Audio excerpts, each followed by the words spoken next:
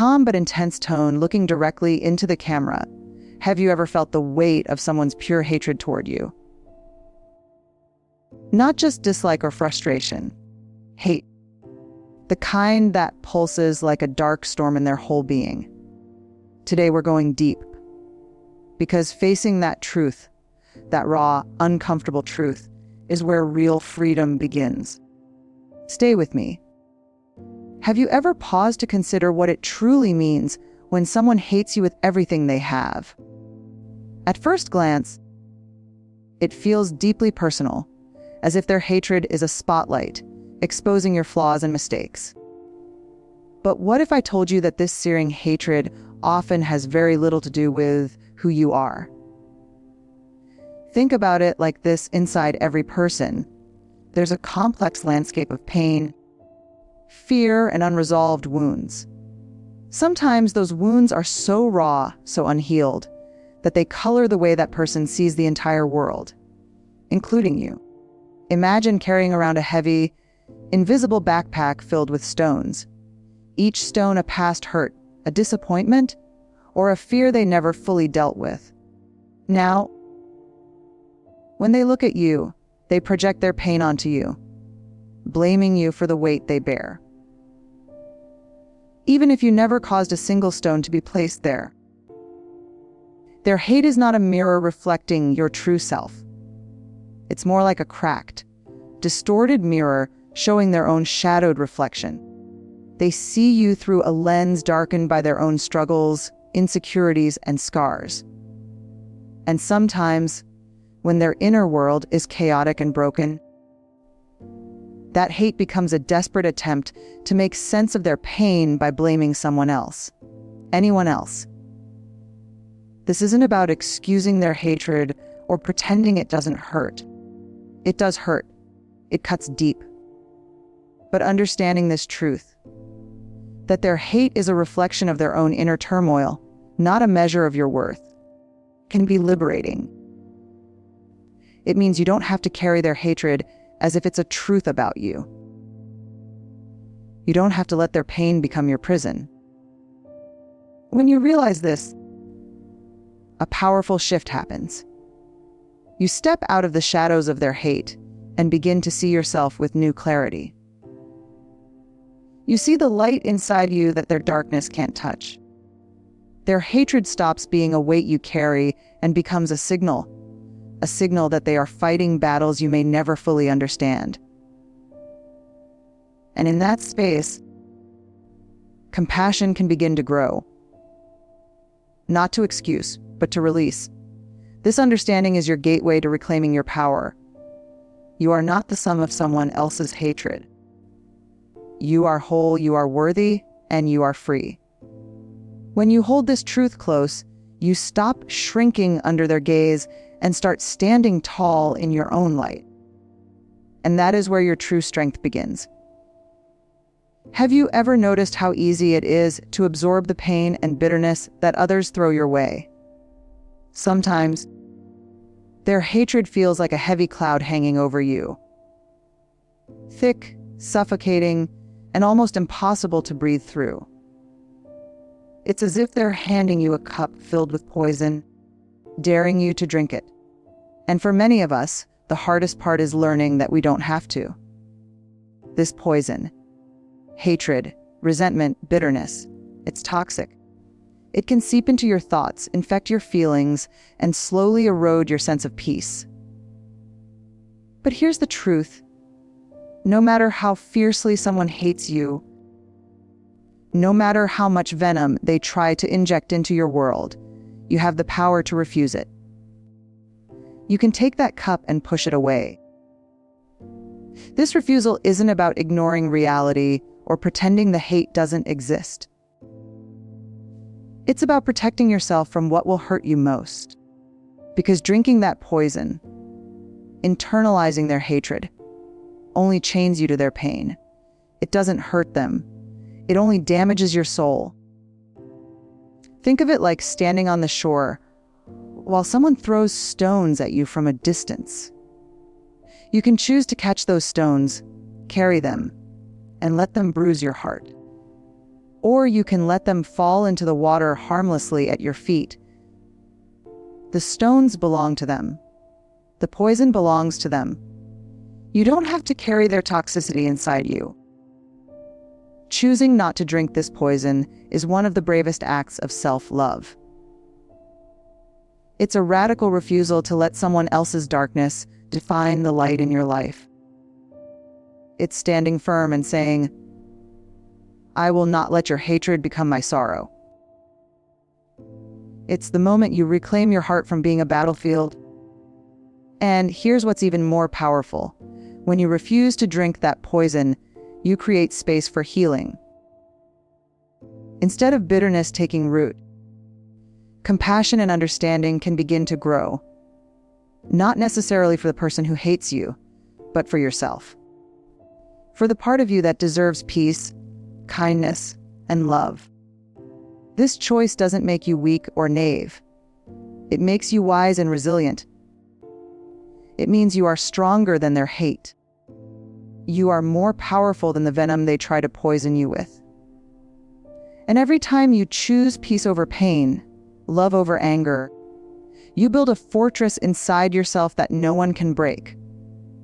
So when you feel that weight, when someone's hatred threatens to drown you, remember, the poison is theirs to drink. You have the power to step away, to protect your spirit, to keep your heart alive and whole. And that is the deepest form of strength there is. Have you ever felt overwhelmed by someone's hatred? As if it's a relentless storm battering against you, trying to tear you apart.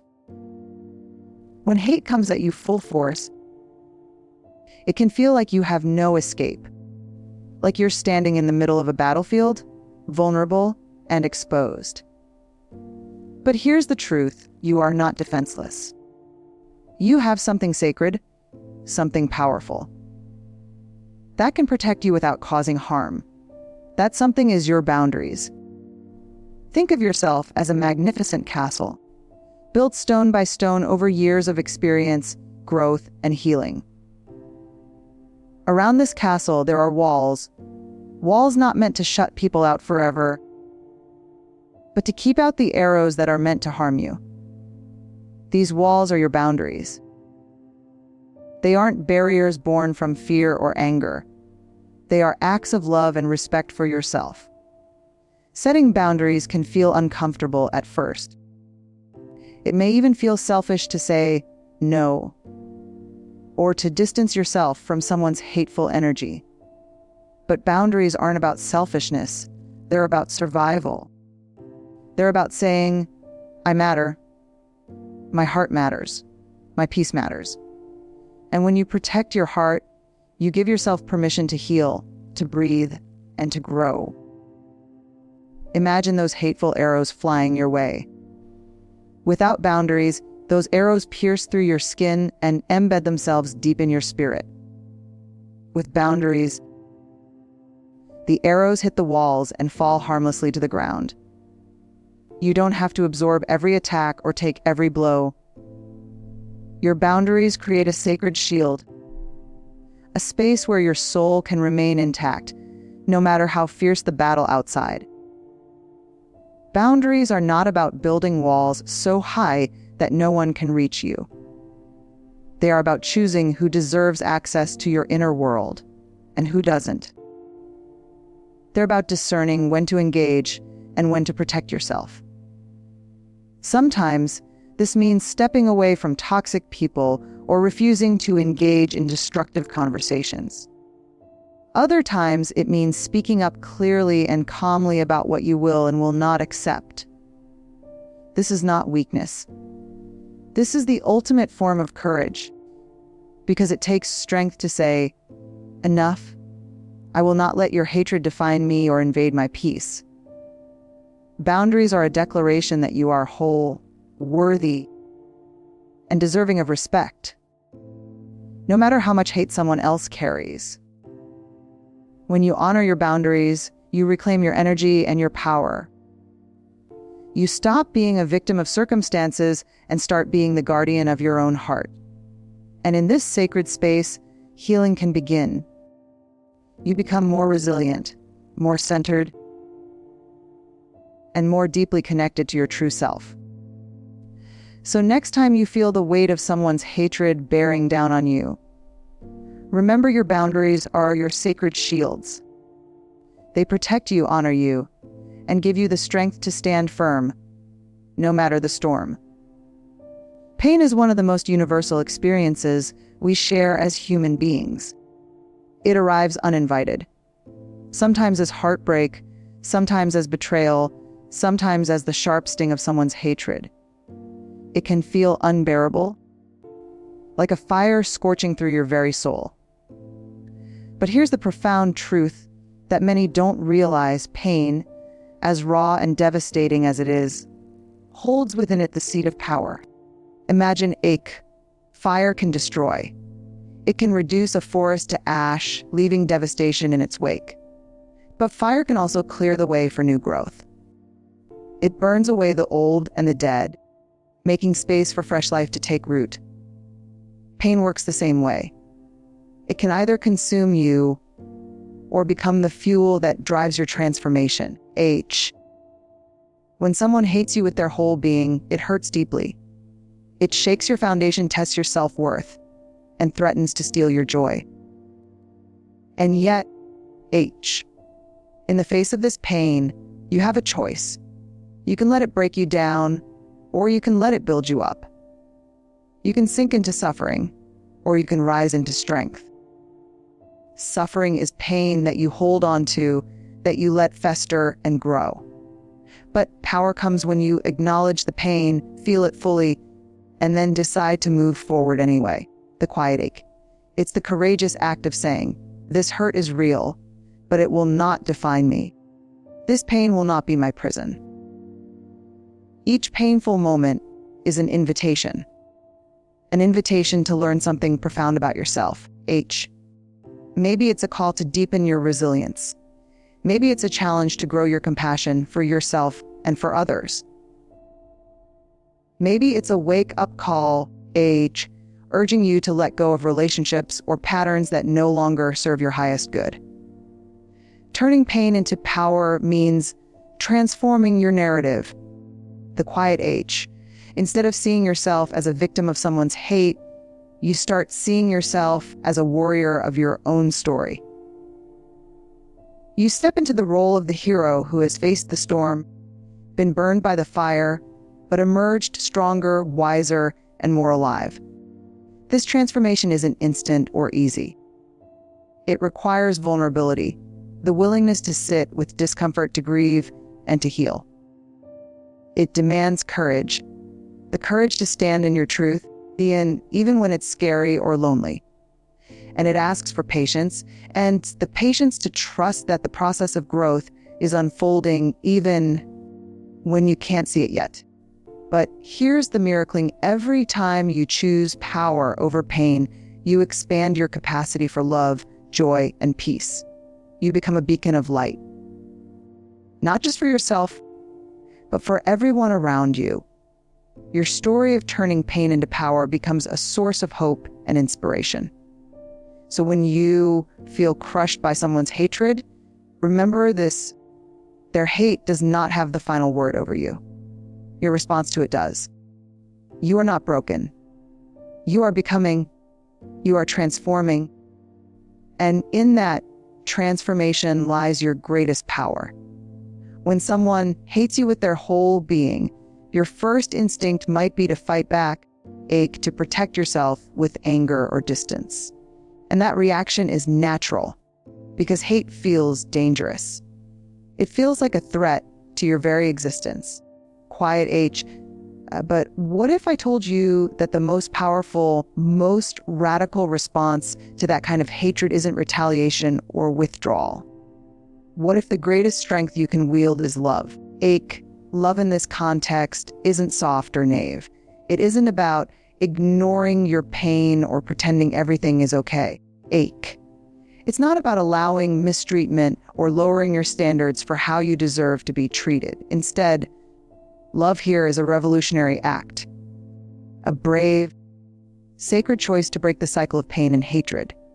Imagine love as the sun breaking through a thick, stormy sky. The clouds of anger, bitterness, and hate may loom large, H, but the sun's light is persistent. It penetrates the darkness and gradually dissolves it. Love doesn't erase the storm immediately, H, but it begins to heal the wounds the storm has left behind. When you respond to hate with love, starting with love for yourself, you are saying, I am worthy of kindness, even when someone tries to deny it. This self-love is your foundation. It's the unshakable truth that no matter what darkness comes your way, your value remains intact. It reminds you that you deserve peace, respect, and compassion. From this place of self-love, you can begin to extend love outward. And the quiet ache, not necessarily to those who hate you in a way that puts you at risk or pain, but in the form of understanding and compassion. Recognizing that hate is often born out of fear, hurt, and brokenness doesn't excuse it, but it humanizes it. It allows you to see the person behind the hatred as someone struggling in their own way, not an enemy to be destroyed. Love as a response is also an act of reclaiming your power. When you choose love, you refuse to let hate dictate your emotions, your actions, H, or your peace. You rise above the chaos and create a new reality for yourself, one where healing is possible, where peace can grow, and the quiet H, and where you are no longer caught in the endless cycle of retaliation. A-E. This love is radical because it requires vulnerability. The courage to be gentle when the world expects you to be hard. It requires strength to forgive, ache, not for the other person's sake necessarily, but to free yourself from carrying the burden of bitterness. And it calls for patience, as healing is a journey, not a destination. H. In the end, love is the most powerful weapon you possess. It disarms hatred by refusing to meet violence with violence. It transforms pain into peace and darkness into light, ache, and it is the legacy you leave behind, not just for yourself, but for everyone who witnesses your journey. So when you feel surrounded by hatred, remember this: love is your radical response. It is your deepest strength. It is how you heal, how you rise, and how you reclaim your soul. If this message touched your heart, take a moment to reflecting who holds hate against you, and how can you protect your light today? Like this video, subscribe for more deep, powerful conversations, ache, and share your story in the comments. Remember, your peace is sacred. Your power is unstoppable.